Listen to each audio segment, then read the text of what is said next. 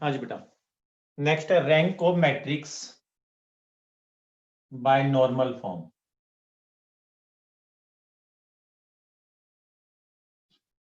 Rank of matrix by normal form.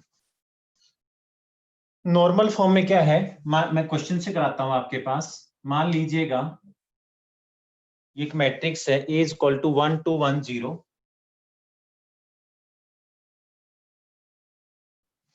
1 2 1 0 minus 2 4 3 0,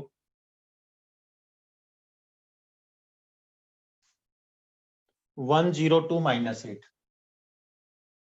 1 0 2 minus 8। आपके पास ये 3/4 की मैट्रिक्स है। हम रो और कॉलम दोनों ऑपरेशन लगाएंगे और इस मैट्रिक्स को आइडेंटिटी मैट्रिक्स में बदलेंगे। आइडेंटिटी मैट्रिक्स कैसे? 1 0 0 0 1 0 0 0 1। जब भी हम आइडेंटिटी की बात करते हैं, 1 के नीचे भी 0 बनेगा, 1 के उधर भी 0 बनेगा, 1 के नीचे भी 0 बनेगा, 1 के उधर भी 0 बनेगा। इस तरह से काम करते हैं। जब हम नीचे 0 बनाएंगे तो रो ऑपरेशन का सहारा लेंगे, जब हम इधर 0 बनाएंगे तो कॉलम ऑपरेशन का सहारा लेंगे। तो नॉर्मल में रो और कॉलम हम दोनों लगा लेते हैं। अब मान लो मैं 1 फिक्स है, मैं 1 के नीचे 0 बना रहा हूं। बनाने के लिए मैंने ऑपरेशन लगा R3 पे। It is R3 minus R1, R3 minus R1, 1 2 1 0 minus 2 4 3 0, 1 minus 1 0, 0 minus 2 is minus 2, 2 minus 1 is 1, minus 8 minus 0 is minus. ठीक है जी बात। उसके बाद आप इस माइनस 2 को भी बना लिए, इकट्ठे ऑपरेशन भी लगा सकते हैं बट ओवरलैपिंग ना हो, मतलब मैंने R3 का चेंज R2 पे कोई असर ना डाले, ऐसा भी कर सकते हैं। रैंडमली मैंने क्या किया, R2 पे भी साथ ही ऑपरेशन लगा दिया। मान लो R2 माइनस R1, इकट्ठा भी लगा सकता हूँ। एग्जाम्पल के तौर पे मैं यही लगा दूं, R2 आपके पास आ जाएगा R2 प्लस 2R1। ठीक है जी बात। तो -2 + 2 क्या रहा जी? 4 और 4 कितना रहा? 8। 3 और 2 कितना? 5। ये आपके पास क्या रहा? 0। ठीक है बेटा। तो आप इकट्ठे ऑपरेशन भी लगा सकते हो, ओवरलैपिंग ऑपरेशन अलाउड नहीं है। ओवरलैपिंग का मैं कहता हूं कि मैंने R1 को फिक्स किया और R3 पे ऑपरेशन लगाया। अब R3 को यहां यूज नहीं करना भाई, जो चेंज है वो यहां यूज नहीं करना। ठीक है। अब हम चलते हैं, 1 के नीचे 0 बना, 1 के उधर 0 बनाना है। उधर 0 बनाने के लिए कॉलम ऑपरेशन का सहारा लेंगे। कॉलम ऑपरेशन मतलब C2 is operated by C2 minus 2 C1, C3 is operated by C3 minus C1। तो आपके पास क्या रहा? It is 1 0 0 0 8 minus 2 0 5 1 0 0 minus. ये हमने ऑपरेशन लगा दी, कॉलम ऑपरेशन लगा दी। ठीक है, डन। अब क्या करेंगे फिर? अब 8 के पास आ जाओ, 8 के नीचे 0 बनाइएगा और 8 के उधर 0 बनाइए। जब नीचे 0 बनाते हैं का मतलब हमने ऑपरेशन लगा R3 पे, R3 प्लस में 1/4 टाइम R2, जैसा हमने सिखाया था। हम इस बात के साथ, वैसे तो इसको 4 से मल्टीप्लाई करके इसमें भी कर सकते थे बट ऐसा नहीं करते हम, जैसे रूल मैंने सिखाया था। तो यहां तक लिख लेता हूं साइड में। ये हो जाएगा, दिस इज 1 0 0 0 8 5 0, ये आपका 0 रहा, ये आपका 0 रहा। ये रहा 1 + 5/4, 9/4 अगर कोई गलती नहीं कर रहे हम। और next is minus, next is minus. मैं इसको ऐसे कर देता हूं थोड़ा सा। ठीक है जी बात। अब बेटा 8 के उधर 0 बनाना है, 8 के उधर 0 बनाना है। या तो एक तरीका है, मैं क्या कहता हूं, 8 को भी 1 बनाना तो था ही था, मैंने C2 को 1/8 टाइम C2 कर दिया।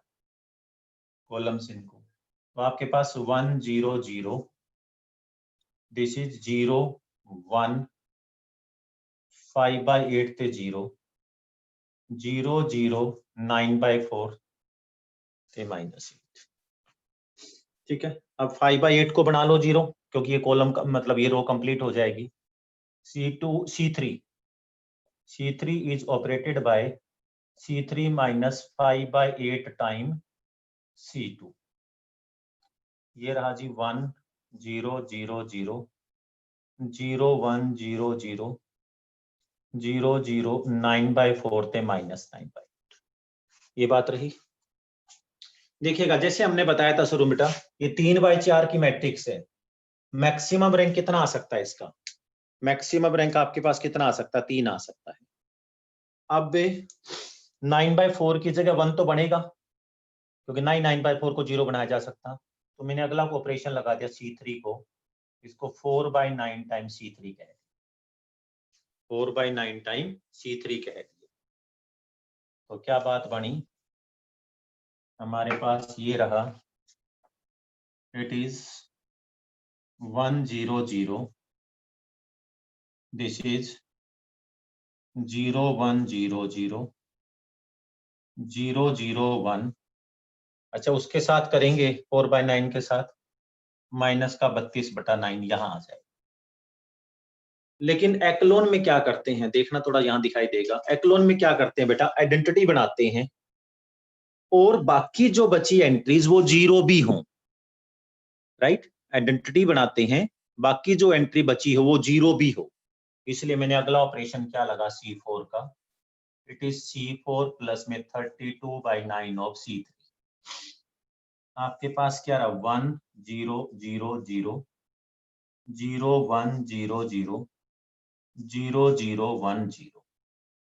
अब ये बात होती बेटा, मतलब मैं कहने को ये एक आइडेंटिटी बनी, मे बी I3 की बने, मे बी I2 की बने, लेकिन इस बात का ध्यान देना बाकी सारी एंट्रीज जो बचेंगी वो 0 रहेंगी। तो ये जो है this is equivalence to I3 0, इसको हम ऐसे I3, 0 भी लिख सकते हैं। I3 का मतलब है आइडेंटिटी मैट्रिक्स ऑफ ऑर्डर 3। तो जितने ऑर्डर की आइडेंटिटी रही तो रैंक उतना ही आ जाता है, रैंक 3 आ जाता है।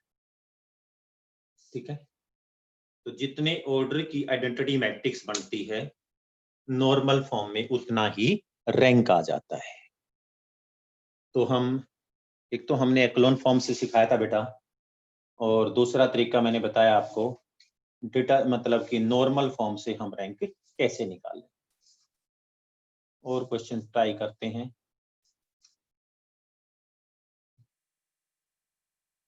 नेक्स्ट लिखिएगा, दैट इज, नेक्स्ट लिखिए,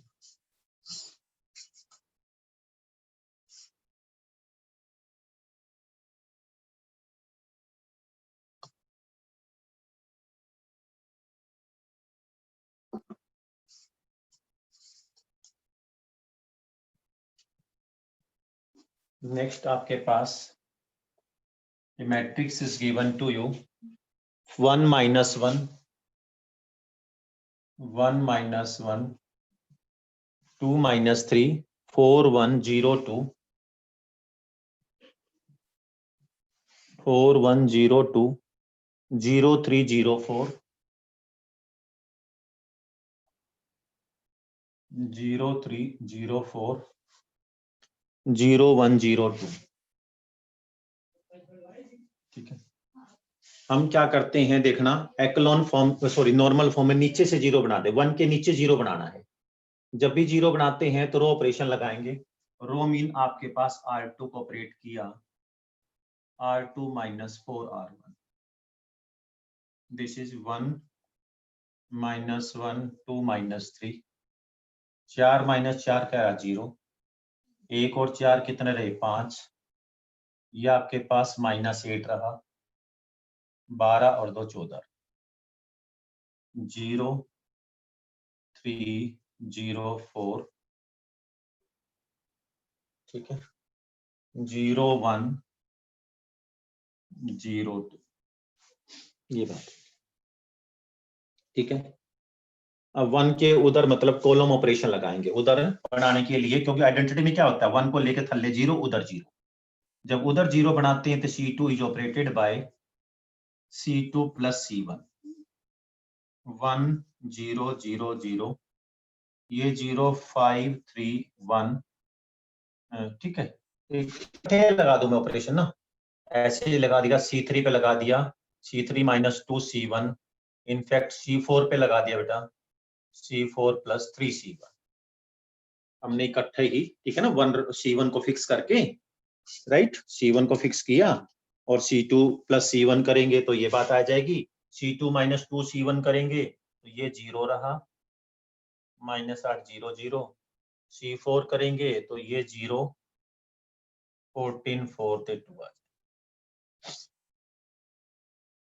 ठीक है। अब हमें यहाँ 1 चाहिए, हम कोई भी दो रो को इंटरचेंज कर सकते हैं, ऐसा अलाउड है। अगर मैं क्या करता हूं, जो हमारी R2 है और R4 को इंटरचेंज कर, राइट, R2 और R4 को इंटरचेंज कर दे, आपके पास क्या है, इट इज 1 0 0 0, दिस इज 0 1 0 2 0 3 0 4 0 5 -8 से 14, ठीक है। 1 0 0 0 1 0 2 0 3 0 4 ये आ गया। अब देखिएगा, हम इंटरचेंज कर सकते हैं ना, जैसे आइडेंटिटी में हमें डायगोनल में 1 चाहिए, तो देखो 1 के थल्ले 0 बनाना है, एक ही दम बना लूंगा मैं। एक अगले के लिए मैं ऑपरेशन वहां लिख रहा हूं, राइट हैंड साइड में, थोड़ा सा नोट करना बेटा। ऑपरेशन लगाए हमने R4 को, R4 को ऑपरेट किया, R4 माइनस 5 R2, R3 को ऑपरेट किया, R3 माइनस 3 R2, ठीक है। ये ऐसे देख लीजिएगा, थोड़ा सा कॉपी ये ऊपर दिखाई दे रहा था, तो आपके पास क्या रहा, it is 1 0 0, this is 0 1 0 2 0 0, R3 minus 3 R2, ये 0 रहा, R3 था ना जी, कोई गलती ना हो, 4 -6 -2 रहा, 0 0, ये -8 रहा, और 14, और R3 था ना, एक मिनट, R4 में, हाँ 5 4 रहा, देख लेना कोई कैलकुलेशन मिस्टेक ना हो, कोई कैलकुलेशन मिस्टेक। एक बात का ध्यान रखना बेटा, जब भी हम ऑपरेशन लगाते हैं, जैसे ऊपर ज्यादा 0 बन जाए और नीचे कम हो, तो अगला ऑपरेशन लगाने से पहले आप इंटरचेंज कीजिएगा, अगला ऑपरेशन लगाने से पहले इंटरचेंज कीजिएगा। हमने R3 और R4 को इंटरचेंज किया, इंटरचेंज किया तो ये रहा जी 1 0 0 0 0 1 0 2 0 0 -8 से 4 0 0 0 से -2, ठीक। अब 1 के उधर 0 बनाना है, 1 के उधर 0 का मतलब कॉलम ऑपरेशन लगाएंगे, कॉलम का मतलब C4 -2 C2, तो आपके पास क्या है, इट इज 1 0 0 0 0 1 0 0 0 0 -8 4 0 0 0 -2। अब इस 1 को बनाने के लिए क्या करें, मतलब -8 को खत्म करना है, तो एक तो मैं 4 को खत्म कर देता हूं, चलो एनीवे बहुत सारे तरीके हो, मतलब दो बच्चों के ऑपरेशन अलग अलग है, C4 प्लस में 1/2 टाइम्स C3। जब हम ये काम करेंगे, ठीक है, तो हमारे पास क्या रहा, इट इज 1 0 0 0 1 0 0 0 0 -8 0 0 0 0 -2, राइट। अब सीधी सी बात है, मतलब अगर हम R4 को 1/2 से मल्टीप्लाई कर दें और R3 को माइनस का 1/8 से मल्टीप्लाई कर दें तो हमें क्या मिलेगा? 1 0 0 0 1 0 0 0 0 1 0, ये मेरे पास आइडेंटिटी बन जाती 4/4 की, और बाकी सारी एंट्री 0 है। तो दिस इज इक्विवेलेंस टू, समझ लो, I4 ऑफ 0। तो ऐसे केस में ये नॉर्मल फॉर्म बनी और रैंक इसका कितना आ जाता है? 4। तो हम बेटा एक्लोन में, सॉरी नॉर्मल में, रो और कॉलम दोनों ऑपरेशन लगाते हैं, और जैसा मैंने फंडा बताया है, नीचे 0 बनाने के लिए रो लगाएंगे और उधर 0 बनाने के लिए कॉलम लगाएंगे। तो आप इसके करीबन सवाल ट्राई करो, देन सेंड मी डाउट्स।